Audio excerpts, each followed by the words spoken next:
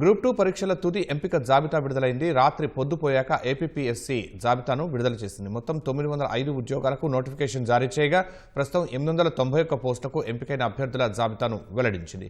Group 2లో క్రీడా కోటాకు సంబంధించి 2 పోస్టులను రిజర్వ్ చేయాలని గతంలో హైకోర్టు ఆదేశాలు ఇచ్చినందున న్యాయస్థానాన్ని ఆశ్రయించిన అభ్యర్థులు ఇచ్చిన ఐచ్ఛికాల మేరకు ఎక్సైజ్ ఎస్ఐల ఏఎస్ఓ పోస్టులను పక్కన పెట్టింది.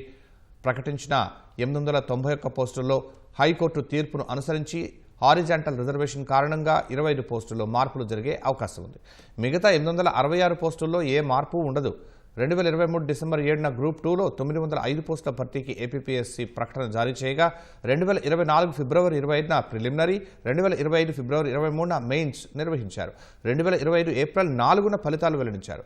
క్రీడా కోటాకు సంబంధించిన కేసు హైకోర్టులో పెండింగ్లో ఉన్నందున అభ్యర్థుల ఎంపిక జాబితా తయారీ జాప్యం జరిగింది.